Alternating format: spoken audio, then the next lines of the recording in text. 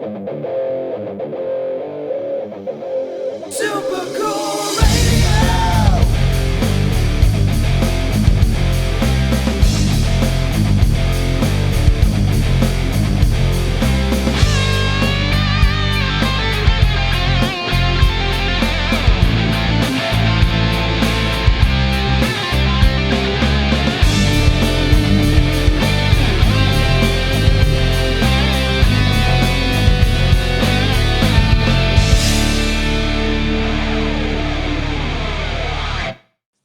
Hello everyone, I am Matthew Thomas with Super Cool Radio. My guest at this time is the lead vocalist and guitarist for The Lonely Ones. Please welcome Marty McCoy. What's up, man? How you doing? Hey, I'm doing really good. How about you? Awesome. Are you wearing a Rumor shirt? I am. I know those cats. Yeah, I do too. I'm good friends with them. They're awesome to hang out with. Our bass player, Jimmy Tolan's girlfriend, is Carly Fox. Yes. Yeah, she's cool. She's super cool. Yeah, I was just talking to her yesterday. She is definitely super cool. So I want to kick this interview off with, I think it's a fun question. I know we already started talking about bands. So I know you played a lot of great shows with many talented bands. Who's some bands that people should check out that you played with? Bands that I played with, I would like to say the Columbus, Ohio music scene is rocking right now. Unfortunately, I haven't got to play with any of these bands yet because the global pandemic that has struck the entire planet. But there's a band called South of Eden from Columbus, Ohio. They just got signed to Lava Atlantic. Star Sets from here. Those guys are awesome dudes. Beartooth. I mean, come on, man. Those guys are incredible. There's a new band out called Air. There's another band called Zoo Trippin'. There's just a lot of really cool, exciting things happening here in the Columbus music scene. And I feel like I got to give those guys shout outs, and we're probably going to play together quite a bit over the next couple years. But check those bands out, all coming out with new music and really exciting, cool stuff. Oh, Rat Attack. There's another band called Rat Attack. There's a band called the Warren Flints that are outrageous. So as soon as the world opens up, I'm going to all of these shows. And, when I'm not on tour, I'm doing the Columbus local music scene thing and checking out all these bands. And I've been listening to their music online. And it's just, this city's exploding with talent right now. Yeah, definitely. I've heard a lot about the Ohio music scene. I was talking to a few people about it. He was talking about the Cleveland music scene, but yeah, definitely like the music in Ohio definitely is like really blown up in the last couple of years. Besides the beaches and the warm weather, we're the new LA, I guess. Yeah, you just have to get used to all the snow and you'll be fine. Absolutely. So, focusing on you, I'm talking with Marty McCoy of The Lonely Ones. So, how did you get started as a musician? I grew up, my dad was a bluegrass musician, and he would have these huge jam sessions in the living room, and I would set in the floor. This is why I'm setting in the floor now. I would set in the floor Indian style, and they'd all sit around me and just play music for hours and hours, and it was just one of the coolest things ever. Everybody would switch instruments and sing, and this person would play the fiddle and then sing the next song, and there was these glorious harmonies going on around me, and it was just like I would sit in the middle so I could feel it all, and this kind of surround sound quadraphonic thing happening, and it totally influenced me. But bluegrass is really hard to play. It's like it's like the Dragon Force of acoustic guitar. So it was definitely challenging, but it was inspiring at the same time. It was just. So I knew at a very young age that that's what I wanted to do, was be a musician and have that feeling, never stop, sitting in the middle of that and how it made me feel. I was like, if I was a part of that, it would be something that would continue forever. And then I saw Guns N' Roses on MTV, and that was it. I was like, they were smoking cigarettes and drinking liquor, and I go, bluegrass is cool, but I don't want to do that. That's right, especially like starting with bluegrass. As you said, it is a very complicated like music style to play, and then obviously resurgence too. Oh, another band I wanted to mention is a band called Camp. Speaking of bluegrass, they're from Columbus, Ohio. They're selling out a 5,000 seater 2 nights in a row, and I just somehow got hip to them, and they're outrageous. But it's got this bluegrassy Americana kind of thing going on. But bluegrass has had this big resurgence.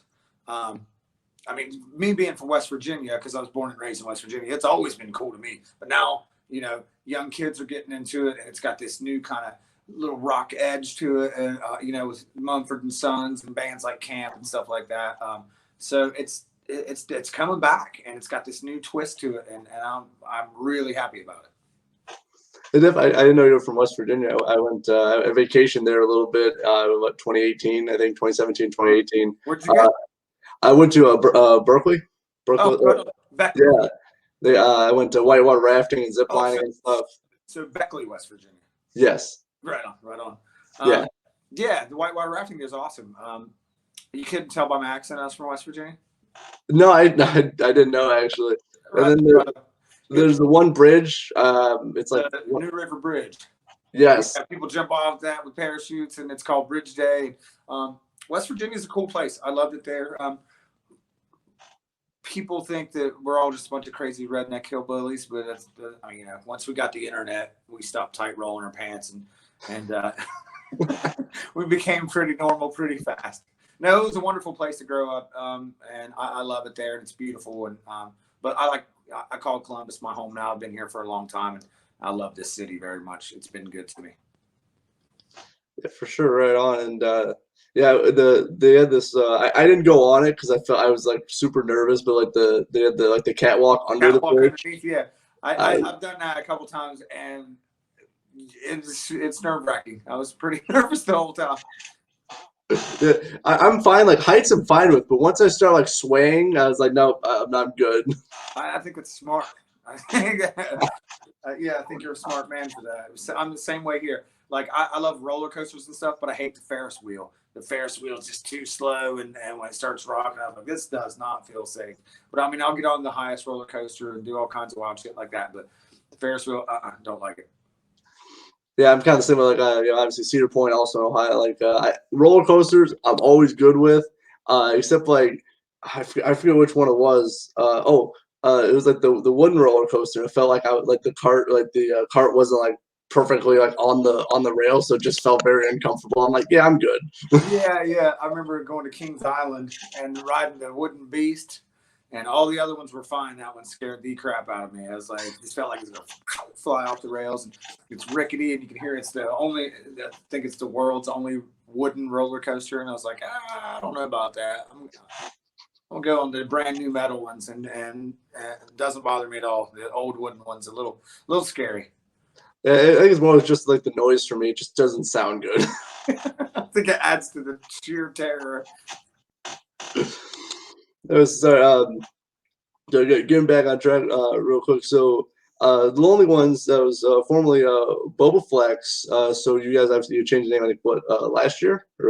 Yeah, right at the beginning of the pandemic. I think I would say the beginning of March is when the band officially started. So been about a year. It's been a strange first year to start a band.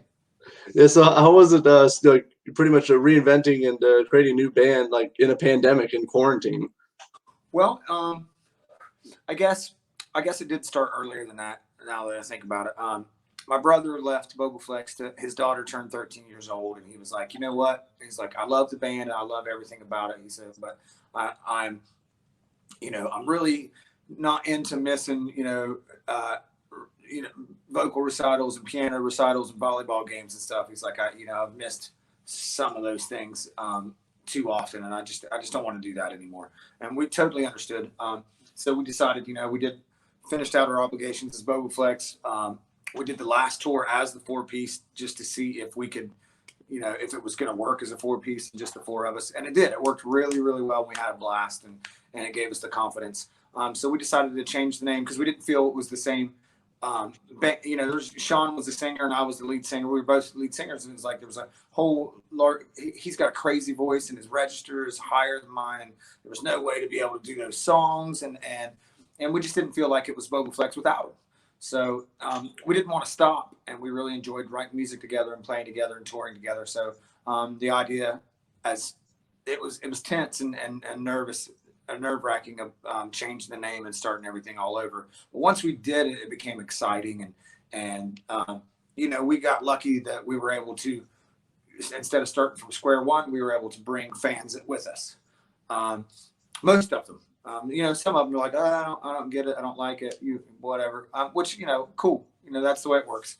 But most everybody was supportive. So we were able to, start the band from like, I'd say about square 3 or 4, instead of square 1.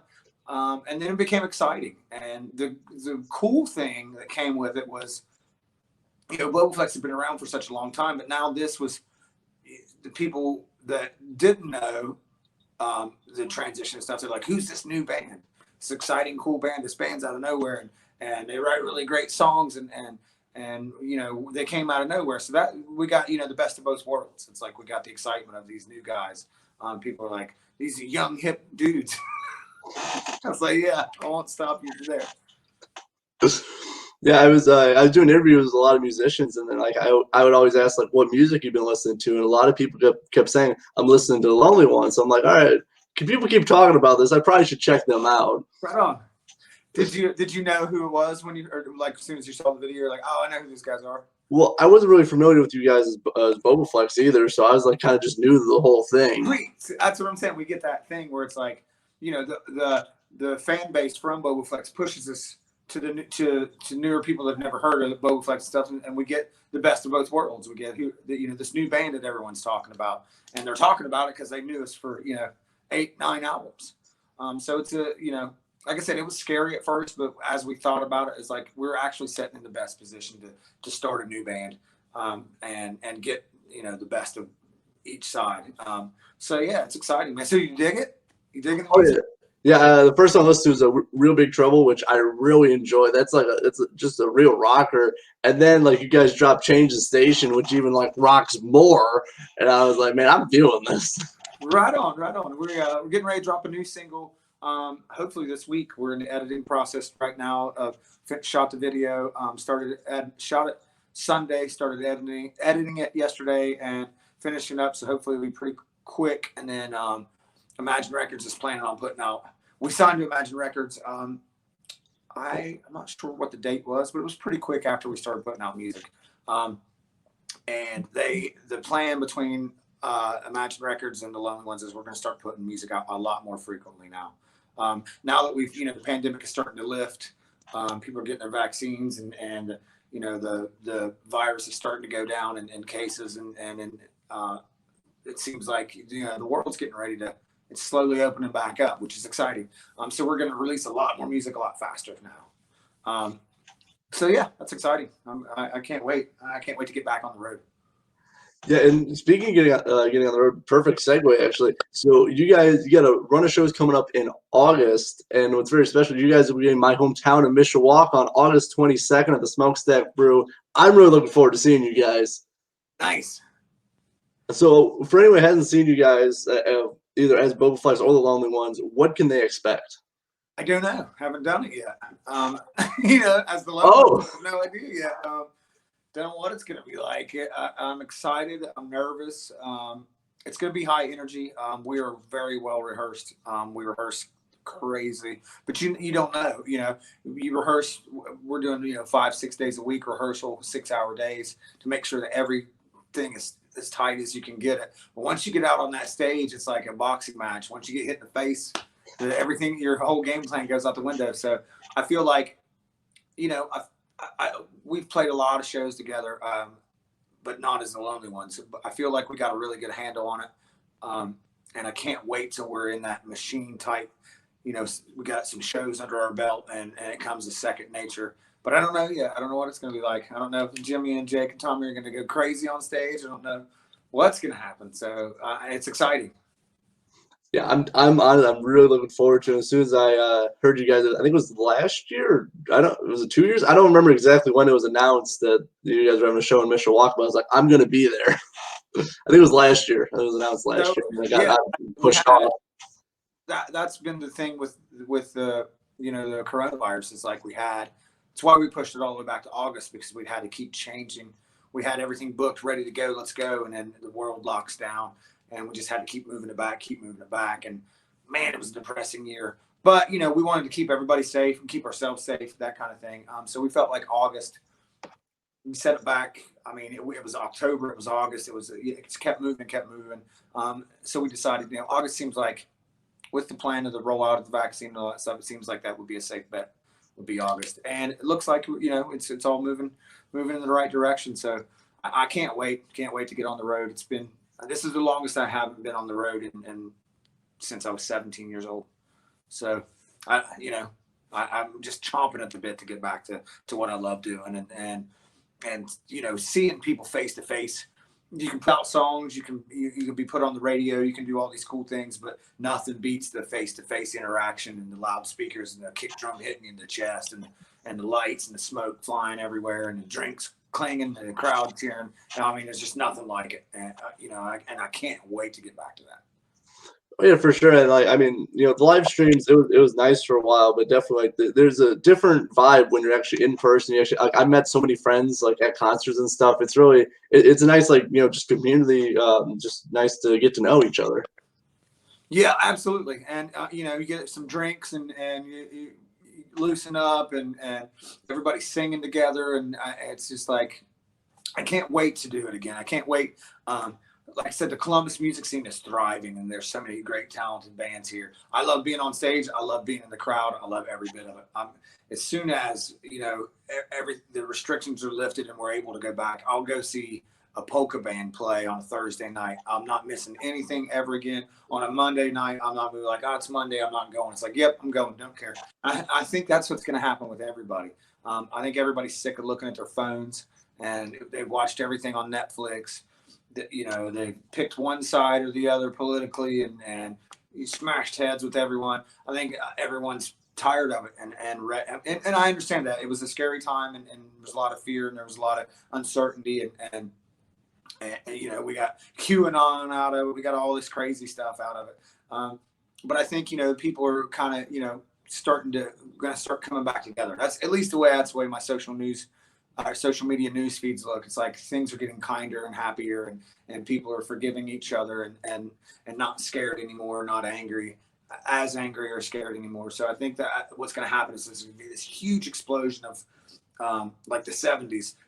Bowling alleys, rock concerts, movie theaters are going to be packed to the gills Monday through Sunday, and people are going to put their phones down and get back to needing each other and being cool with each other again. And I'm excited about it. Can't wait.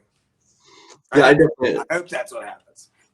Well, I hope that happens too. I know there's definitely been a lot of great steps taken since the beginning of the year for everything, and I'm really looking forward to it. And I think people took a lot of things for granted back 2 years ago, and then now 2020 happened, and everyone's like, yes, hey, you want to go somewhere? We'll go somewhere. You want to go bowling? We'll go bowling. I did the same thing. I took so many things for granted that I won't do again. 2 a.m, changing a tire on the bus. I'll gladly get out. Let's change the tire in the pouring rain. Let's Wendy's again. Okay, yeah, let's eat Wendy's. It's delicious. I can't wait. Can't wait to do all those things. I took so many things for granted. Can't wait to just be back in it and feel the electricity and feel alive again. It's going to be incredible. And the one thing I took for granted, just being outside. I love going for walks outside now. Since last year, I got to get outside. I'm gonna walk. I'm gonna be outside in nature because it's nice. I do the same thing. On tour, they would make fun of me because I would get out as soon as the bus would park, whether it be a Planet Fitness parking lot, a truck stop, or the venue. I'd get out and just walk for miles and miles and miles and come back. Or when I talk on the phone, I'm a pacer, and I just love being the sunlight on my skin and seeing new cities and seeing cool little shops and all that stuff. I can't wait to do that. And I started doing that too during the pandemic. I live right next to this big park with 7 miles of trails, and just started walking through there and just even by myself, just quiet and it was really cool. I missed that a lot. Can't wait to do it. We used to park in with the bus. We would park in our RV parking spots, and wonderful place. I got chased by a bear in Colorado. I don't suggest to do that. I don't want to do that again. Wow. Yeah, let's see. I got video of it, of the bear, not the chase. We would park in these wonderful places in Colorado and out west, the Northeast and the Northwest, and just wonderful lakes, and it's something I really like to do. I feel like, being out in nature is peaceful, calming. Yeah, except when you're getting chased by a bear. That was wild. It was a huge bear, and the lady at the campground laughed at me and said, "Oh, honey, they're not scared. They're scared, more scared of you than you are of them." I go, "Not this one. It chased. It was this far away from me. I was on the phone, and I just turned. I was like, "Oh my god!" And I took off running, which you're not supposed to do.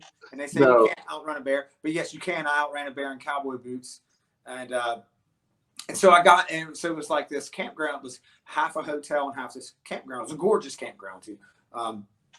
And I ran into the hotel and shut the door, and the lady was like, "What's wrong?" I was like, "This bear chased me." I ran. It was probably 60 yards I ran. I was like, "This bear's after me," and she laughed and said, "Look, they don't get very big around here," and blah, blah, blah. I was like, "That's not true." Or I was like, "Okay, cool, whatever." So I believed her. As I'm walking out the door, the bear's right there at the door. It had chased me the entire way, just as I said it had. She didn't believe me. I said, "Come here, it's right here." And she walked out. She's like, "Oh my God, I've never seen one that big here." And it was staring right in the window at us. And so she believed me and totally apologized. And was like, I thought it was hilarious that she was laughing like, silly dude that's out of town, scared of a little bear. And it was massive. And when she saw it, she was like, "Oh, Jesus, sorry. Never seen one like that big down this close before." And so, yeah, we had to walk around out the other side, and she had to drive me up to where our bus was parked because the bear was out there waiting for me. And it was huge and fast and scary. And that was a great story, though. I outran a bear. That's a big accomplishment in itself to outrun a bear. I mean, and live to tell. It scared the shit out of me. Oh, I'm sorry. Are we allowed to cuss? There you go for it. Oh, it scared the shit out of me. I was on the phone and just like talking to my lady. And the thing I said right before that, she's like, "How's your day?" I was like, kind of bored, nothing really going on, and turned, and right there it was. I mean, this close. I was like, and I said, "Jesus Christ!" And I had forgotten she was on the phone, and she heard me bang, bang, bang, bang, bang, running in my cowboy boots, and my chains and everything, right? And there's clink, clink, clink, clink. So hopefully that scared the bear a little bit. So she was on the phone the whole time while I'm telling the lady, oh yeah, and the ladies laughed at me and shit. So it's all documented. And then the funny thing is, the guys in the band were up on the hill where the bus are, and they're like, "Oh, look at that bear."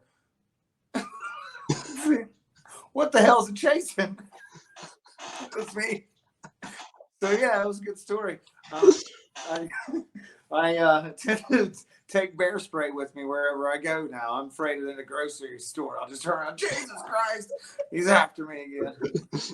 Yeah, probably board a flight and come find you. You're right. That's what I'm saying. Just turn around. What are you looking for in closets? Bears. You never know. You never know where they're going to be.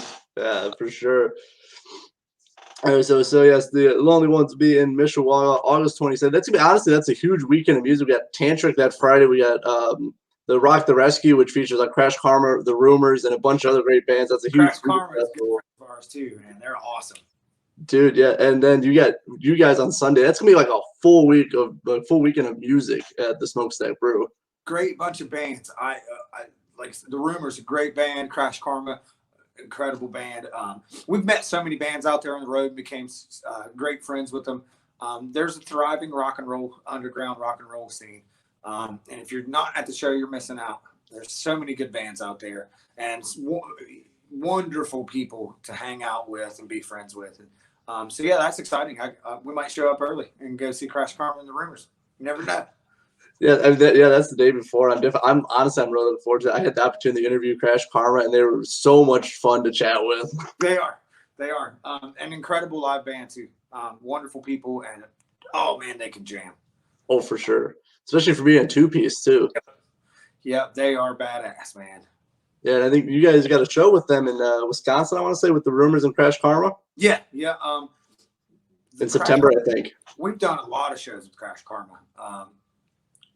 All over. New York, LA, Colorado, all the way down into Texas. They're just wonderful human beings, and they put on the show. If you don't have your A game on, they're gonna wipe the floor with you. Oh, yeah, for sure. That'd be my first time seeing them live. I'm really looking forward you haven't seen to it it. yet? No, I haven't. Oh man, you're gonna have a blast. I'm excited for you. Oh yeah, I do that. I'm really looking forward to that weekend, dude. I'm going to all three shows. It's going to be awesome. Nice. Drink plenty of water. You're hungover. Yes. Hydration, very important. I gotta watch out for that. Gotta watch out for that bear that's after you. Yeah, absolutely. Anyway, so I want to touch on like my favorite single by you guys so far is "Change the Station." It's a real rocker. I love everything that's going on in it with it. So how was it writing and recording "Change the Station"? It was so much fun. So we record at Sonic Lounge Studios. The guy that owns it and operates it is my best friend for 20 years. So it's always a blast to go in there. I can't wait. It's like my Christmas every time we go in there. I can't sleep at night. I show up early. Joe Veers at Sonic Lounge, wonderful human being. Love that dude. I talk to him every day. I annoy him constantly, call him every morning and just tell him stupid shit. So what happened with that song is Jake Early, the guitarist in the Lonely Ones, he pretty much put all the music together, went to another studio of his, Mooney Recording Studios, and demoed it out. Because he was like, I have this really great idea for a song, but I don't want to show it to you until I can present it in this way that gets you excited. The first time he ever played the riff in rehearsal, though, all of us whipped our heads around like, what's that? That sounds special. So he went to Mooney Recording, did this demo, which sounded incredible, and brought it to me and was like really excited. It's like, hey, check this out. What do you think? We made a couple changes to it, but not really that much for the music. And then I just took off with it, put the headphones on, not the earbuds, the big old 70s headphones. That's what I like to listen to. And started writing. And it was because of what was going on in the country. I don't like to get on Facebook or social media and say anything political or jump on one side or the other. I have my political views, but I kind of keep them to myself for the most part. I try my best. But that song, I just felt like there was no way. I was like, it just happened. I just had to say something. And the point of the song would be that, whatever political party you're with, it's like, that's not the be all end all. You don't have to die for that political party. Both sides have made really huge strides in the United States and done some really good things. They've done some really stupid things too. And it was just so bizarre to watch those two sides come together like that. And it's like, okay, you're a conservative or a liberal. It's cool. They need each other to balance things out. What are you talking about wanting to kill each other? Like, it was just so crazy and bizarre to me in such a polarizing time in the country, where people were flipping out about two parties that were slightly changing. You know what I mean? It's like, okay, this side's going to change this slightly. This side's going to change this slightly. But it's like, it wasn't something. It was something that I had never seen before. I'm sure, people, older generations and stuff have probably seen the exact same thing. Matter of fact, I'm sure they have. But it was just so bizarre to watch. And I think because of the pandemic and because of, social media and that was the new things for our, for our generations, was the new things that were introduced into the fear. Because when the pandemic happened, when it first started, man, it was horrifying. I remember, we're all going to die. A lot of people did. But I remember thinking this was going to be the beginning of The Walking Dead. I went into the grocery store and there was nothing on the shelves. And this was early on. This was like, I felt like I had insider information. A friend of mine was like, hey, this is what's going to happen. You need to go to the grocery store now. I was late to the game. There was nothing on the shelves. And people, at the gas pumps with masks on and rubber gloves and all this crazy shit. So I understand why people are scared and freaked out. I was too, personally. I didn't say it out loud, but in my mind, I was panicking. Like, oh my God. My parents are in their 70s.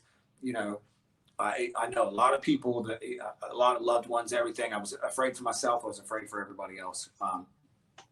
Good thing that we have Amazon and DoorDash and things like that. Our apocalypse was a little less, it was a little more convenient than I had imagined. But it was scary. And a lot of people did get sick and a lot of people did lose their lives. And that, whether you're a tough guy or a tough gal or whatever or not, it had a psychological effect on you. And then you lock everything down with that isolation. You can't go out. You can't find bears to chase or to chase you. I wish I hadn't chased them. I should have turned around and chased the bear. It had psychological ramifications, and it was rough. And I think that the choosing the sides and dying on that hill and I hate you and you're a racist or you're a libtard or this and that kind of thing. was a consequence of that with social media and fear and anger and uncertainty. So I felt like I had to write about it. There was no way around it. It just kind of just came out, and I thought, well, we're either going to get crucified for this or it's going to go well, and it went well. Some people hit me up, was like, "Now you're right. Got a little ridiculous there, and I apologize." And I've lost friends over the QAnon thing, where but you give people time. They don't get to have their passion and their outlets and their concerts and stuff, which is nobody's fault. It's real. It's real. People are dying like crazy in India right now, and it's a real thing. It's not fake. But you isolate people and give them time and anger and fear, and it's what is it? Idle time is the devil's plaything, and we saw it happen right in front of us. And I got caught up in it a little bit and had to step back and get offline from telling people you're an idiot. This is and everybody got into it, and hopefully I didn't damage any relationships. I tried to be cool. I've seen some people go nuts. I mean, there was people trying to overthrow the government, for God's sakes. I knew people there that did that. And it's like, this has got out of hand. You need to get back into, going to concerts and watching movies and laughing with your friends and that kind of stuff, because when you don't have that, or I don't have that, we're not the best person that we could be. So that's what that song's about. Long-winded answer. No, you explained it very well, and yeah, definitely, it's not about picking a side. Like I've known like a lot of people who like good friends who won't talk to each other now because they're on opposite sides. It's like, this didn't come between you, before. Why is it doing it now? So it just, I do like that we just got to wake up and start, just looking around and seeing, like, we don't got to die for each party here. So that's what I say. It's like, it's slightly going to change one way or the other. Every 4 to 8 years. I mean, it's going to change. It's going to go this way. It's going to go that way. The pendulum swings. But I'm a liberal, I'm a very liberal person. But I don't think that we don't need conservatives in this country. It's like we need to balance things out. Did I vote for Donald Trump? No. But the way the United States works is, the first time around, more than half of the country did. And that's the way it works, Did I think he was the best for the country? No. But my fellow Americans, a lot of them did. So, that's how it works. And I don't hate anybody for that.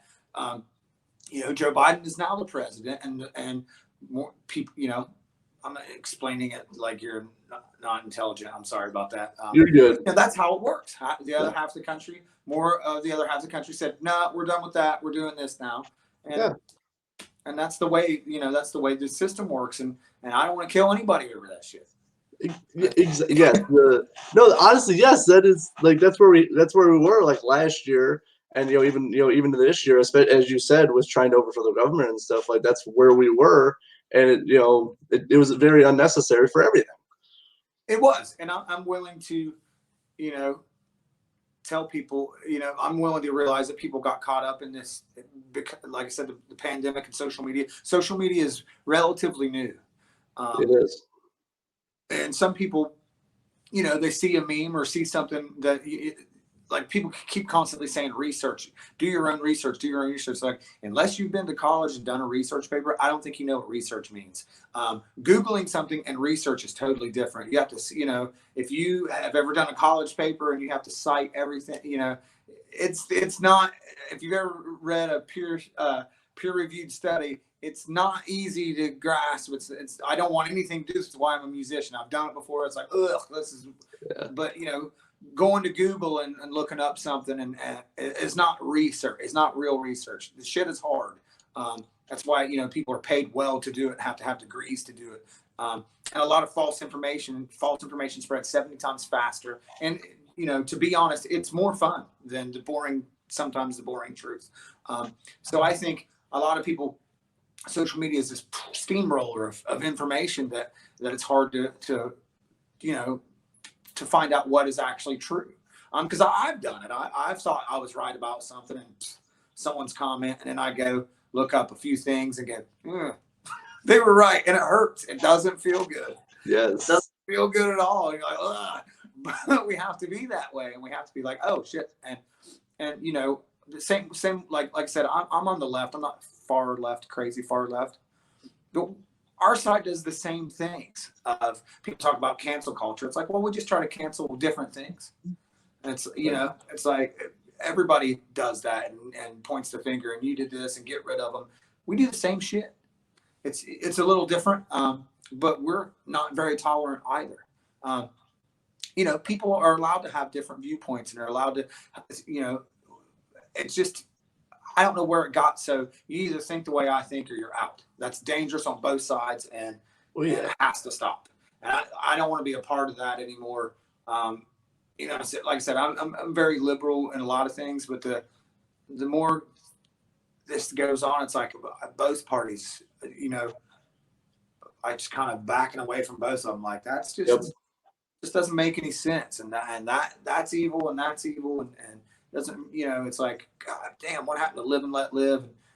You know, there are some fucked up things on both sides for sure. I mean, but that's with everything. I mean, that's with everything. You know, both sides have their pros and cons, and but to me, like, you have to have that different mentalities, different styles of thinking, because that's how you build a community. That's how you build everything. Like competition is the way like you can build stuff. Like just thinking one way, you're just gonna think that one way. Your tower's gonna fall over if you try to build it. Yeah, you gotta have the engineers, you gotta have the you gotta have the people like, we can't spend that much money on that tower, or we have to, you know, it's just, we need each other all the way around. We need each other. People need people. We need the balance. We need to calm the hell down and start thinking rationally and realize that, you know, the guy across the street, you need him when you're building this fence. He's going to have a couple suggestions that you didn't think about, and vice versa. And that's the way it needs to be. And we got to get back to that. And I think that's going to help when people when people's, you know, their decompressed time, their relaxation time, and their blow off steam time comes back. You know, all that pent up anger and aggression, it manifests in ugly ways. And for us, you know, for us to just be smashing heads with each other all the time, it's ugly. And I think, I'm hoping that it changes. You know, I'm hoping people start meditating and shit, start smoking pot, and start you know, singing songs together. And like I said, I'm willing to forgive some of the meaner people for doing some pretty mean shit under pretty distressed times, or under duress. You know what I mean? Yeah. Yeah, no, definitely. Obviously, last year was definitely a year like no other. But yeah, like when I first started this, like I had people like, hey, you should do it like this, or you should like, you know, you should edit like this, and like so I started like, you know, you get you thinking, oh, maybe I can, you know, do it like this, or you know, maybe I should ask this question. Like you need different opinions to you know to make yourself. That's why we hire producers and stuff, and hire, you know, in the music industry. It's why you have several people in on the record label that this guy handles this guy handles this. And, but y'all, you know, you discuss everything, and you go, oh, I didn't see it that way, or that's a good point, or, you know, there's so much information out there, you can't possibly know everything, and if you do think you know everything, you're an idiot. Yes, I've been proven an idiot so many times. I'm tired of that happening. I just kind of sat back and go, let me see, let me figure out, let me hear from everybody first before I make a decision, instead of, you know, immediately jumping on the bandwagon and slamming people for, you know, this cop should have done that and this and that. It's like, I'm not a cop. I wasn't there. You know, it's like that whole thing Columbus had, you know, the protests went on, and they should have went on. It was during the pandemic, which was dangerous. You know, but, you know, there's several, it's case by case kind of things. And to just, you know, say all cops are good or all cops are bad, it's ridiculous. Same thing with politicians. All the politicians are bad, or all, you know, this side, all these politicians are good. It's ridiculous. It doesn't make any sense, and I'm not willing to do it anymore. I've had egg on my face too many times by jumping the gun, and I know what's right, and I think this and that, and I'm so smart, and it's like, I'm not very smart. Yeah, I'm like, it's hard to sing. But like with all those situations, there's always, both sides are going to leave out, oh, this information was relevant. Oh, this information. You don't get a complete story out of either side. Yeah. What about this part? You failed to mention that part because it doesn't, and it's like, I hate to be the, jump on the bandwagon. It's the media. They're getting a little fucked up too. Yep. Yeah. It's like, I don't ever remember it being that way. With the Eagle, like Stephen Colbert, his show was so great. It's what it's become, though. It's become the Stephen Colbert show. It's like, it's become professional wrestling where, the talking heads have to be boisterous and have to be, like Alex, Alex Jones was successful. So they started modeling slowly what he was doing and screaming and yelling at each other. And it's, like I said, I hate to, when everyone's saying the news media, I was like, oh, whatever. You can trust the news media. But it's getting a little strange out there. Yeah, when it becomes a profit kind of thing, which inevitably happens in a capitalist society, which I'm not, I'm on the left, so apparently I'm a communist or a socialist, which is not true at all. But it's weird. It's like, what's happening? It's just tell me the news and give me the truth. That's it. I don't need the sensationalism. I don't need the, I just tell me. I'll make my own decision. There are great things that happen. There are ugly things that happen. I'm an adult. I can handle it. I think I can handle it. I at least want the chance to handle it. But it is strange. It's a very strange time with the way we, cell phones are changing our postures and that's a fact too. Yes, it is. Postures. Isn't that fucking weird? Yeah, it's text neck is what they're calling it now. Yeah, that's what it is. And it's this, social media is wonderful. Being in a band, it's wonderful. I can reach out to people, just having friends and all over the nation. It's a wonderful thing. And, but there's a dark side to it. And, you can manipulate the shit out of everybody if you want to. Yeah. And then the algorithms start hitting these things. If you know how it works. If you like something, then it starts showing you more of this stuff. So if you happen to just barely get on this little dark path of looking at weird things like, fight videos, bam, that's all you see is fight videos. So all of a sudden you think that's what's happening. There's just people street fighting everywhere in the streets all the time, or you know what I mean? So it's an interesting time to be alive. I think you got to step back and put the phone down and decompress and not just be constantly in that world. It's a good thing. There's time for it, but put it down, go outside, listen to the birds chirp, say hi to your neighbor. Yeah. Don't bring up Biden and Trump. Don't bring up religion. Just talk about fun shit. Talk about the football game. Talk about the whatever. Just leave all that shit behind.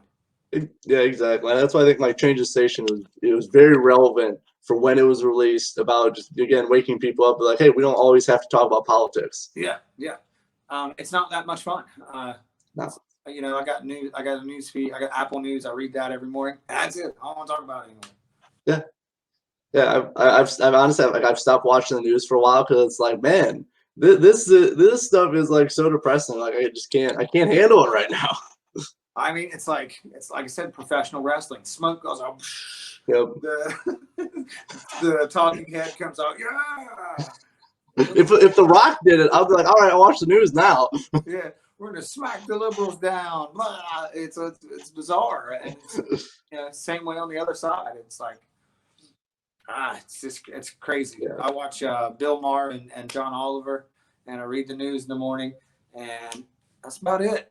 I used to watch all of it. I used to watch Fox, CNN, MS, and try to navigate through and pick pieces out. It's like, why do I have to do that? Just tell me what the fuck is happening. Tell me what he said. If he said that shit, there's video. Show it to me. So just give it everything to me straight. I'm intelligent enough that I can make my own, conclusions about what's happening. They may not be right every time, but at least I'm well informed. It's bizarre. I hope it's up to us, the people, to just kind of step back and use our dollars to kind of say, if you don't get your shit together, we're not going to watch anymore. So will that happen? I don't know, but I've decided to kind of step back and tune out a little bit and be like, I got my own shit to worry about. I'm generally nice to people, and I play music for a living, and that's what I want to do. And you guys can go street fight every day if you want to. I'm going to drive around and gonna find an alternate route and do the things that I want to do. Yes, exactly. And we're moving on and wrap up this interview in a little bit. So what music have you been listening to this week, Marty? New music that I've been listening to, the new Royal Blood album rocks. Oh, yes. Beartooth's put out their new album's not out yet. I don't think it's out yet. I think it's a few months. Yeah, their singles rock. The new Gojira album is incredible. You ever heard of Oliver Tree? I've not, no. Oh my God, this dude is so awesome. I listened to a lot of Oliver Tree. He's actually had some influence on my writing style. It's a more poppy kind of thing. Check it out. I will, yeah. It's so awesome. This dude's like the little Razor scooters? Yep, I still have one in my garage. He's like the greatest Razor scooter, like he's #1 champ in the world, and he's a musician. That's the coolest thing ever. The song, like I heard about him because 21 Pilots is from here, from Columbus. Oh, I didn't know that. Yeah, and he was in this interview. Like it's like a joke kind of, but the music's incredible. Wait, is my phone about to die? So he was like had this fake beef. I don't know if it was real or not. I mean, this is how I heard of the guy. He was talking about 21 Pilots. He's like, they stole my sound, and he was on Rock Feed. Oh, really? Yeah, he was on Rock Feed, and they did the story on him. And I'm a big 21 Pilots fan. Great music. Also, they're from here, so they got my heart. So he was on there, and I was like, this is funny. So I went and checked him out, and his music's incredible. And he does all these scooter tricks, and he's got a bowl haircut, but he jams. Dude's music jams, and he's this character that is just, it's just nonstop entertainment. I love him. So I've been listening to a lot of that. A lot of exciting, cool music's coming out. The guys that used to be in Red Sun Rising started a new band called Violent. I saw that. Cool. Man, there's just a bunch of really good stuff. So my playlist is just constantly updating and constantly rocking. You'd be surprised at some of the stuff that's on the playlist. It's not all metal. There's bluegrass on there. There's hip hop. There's R&B. There's death metal. There's classic rock. There's pop. There's everything on there. So yeah, it's a wild. The Glorious Sons too. I really like that band a lot. I've been checking them out a lot. But yeah, so everything. I've been listening to a lot. But this week, new Gojira, new Royal Blood, blowing my mind. Oh, I love Royal Blood. Like just the way he does it, it's just all bass. Like he just uses pedals to make the guitar, and he plays bass, and he's really talented. Oh my God, they're so rhythmic, and it reminds me of Muse's, like the band Muse. I love that band too. Yep. It kind of has that kind of feel with a kind of Queens of the Stone Age kind of feel. I don't know. It's just it's very exciting and new and but good, catchy and rhythmic. I mean, you can't help it. As soon as it comes on, I'm like, I cannot help it. Same thing with the Gojira record. It's so rhythmic and that guy's voice somehow, that really brutal voice, has this orchestra kind of symphonic kind of feel to it, and it's so scary sounding but so beautiful at the same time. I don't know how he does it, but that record. I was stuck in traffic for 2 hours yesterday and listened to the entire record and was like, oh my God. And then just kept putting it on repeat and just got home and put the headphones on and just jammed that out. It's like that record jams, man. I'm gonna have to check it out. You're like the second person to say like you should check out the new Gojira album. So I'm gonna have to this week. Right? Yeah, no, you got to. It's wild, man. It's a good record.